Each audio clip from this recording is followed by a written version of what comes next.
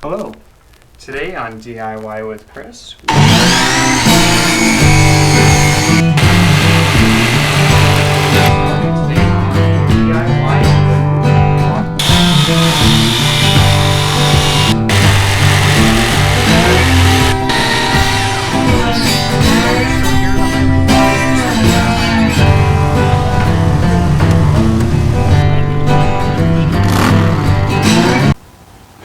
Hi, we're going to be building an entryway bench. This bench is going to have shoe storage on it. We have the basic design right here. So we're going to have a 4-foot long bench, and then it's going to have 2 shelves. The bottom one's going to support taller shoes like boots, and then the top one is going to support other ones like smaller tennis shoes.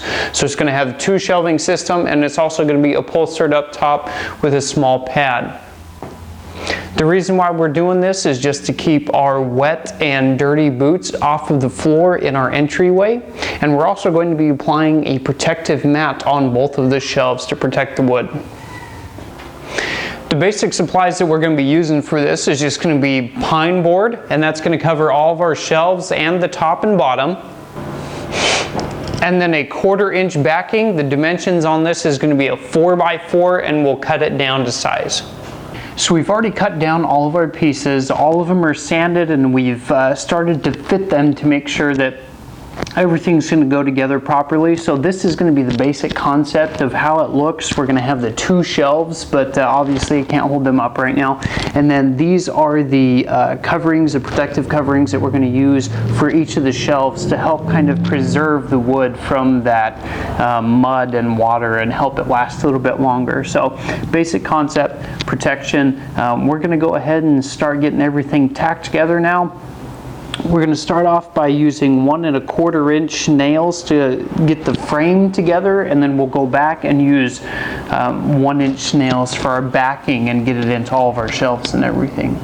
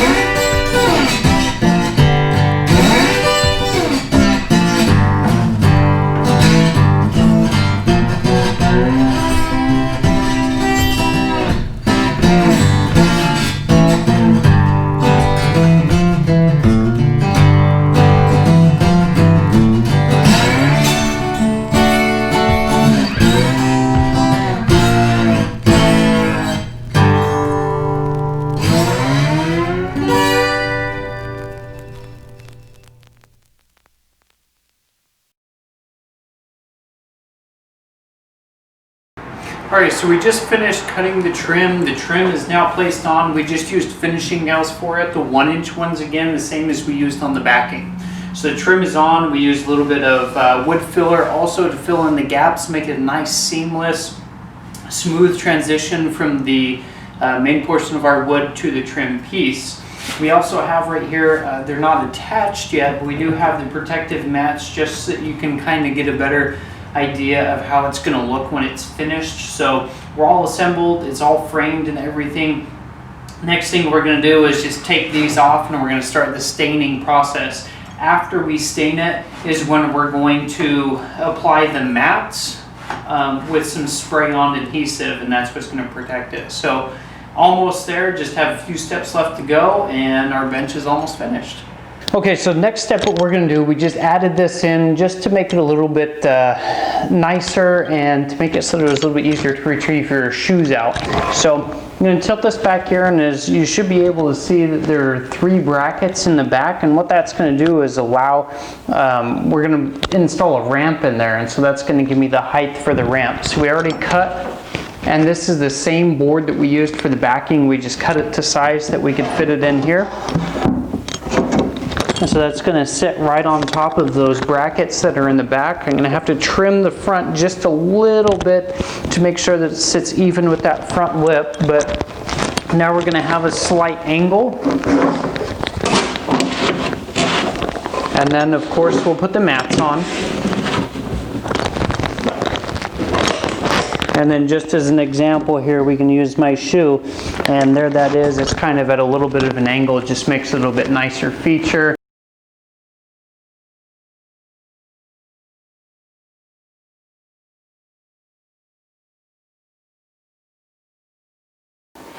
We're moving on to our next step. We just finished putting a couple coats of stain on our bench, and so now we're looking at doing the upholstery for the padding for the seat. So we went over to the store and we just purchased these large foam pads. These are about 2 inches thick, 18 inches wide, and 3 feet long. We're cutting them down to size because our bench is 4 feet long and 1 foot wide. We're cutting them down to size, so these are the excess parts. We just drew the lines, measured it with the tape measure, and then drew the lines. And the best thing that we found that worked to cut these most effectively was these large pair of scissors. Other things was making a little bit sloppier cuts and whatnot. So we're going to go back and just straighten up some of the excess, make sure it's nice and straight and looks good. And then we're going to use some fabric that we picked up from the store, and that's what we're going to use to upholster them.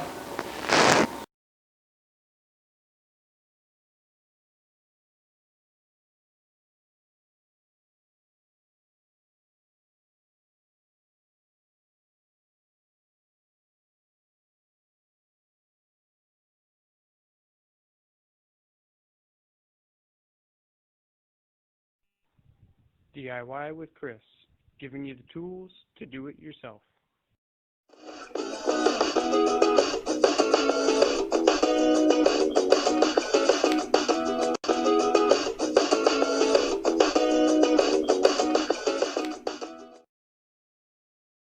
DIY with Chris, giving you the tools to do it yourself.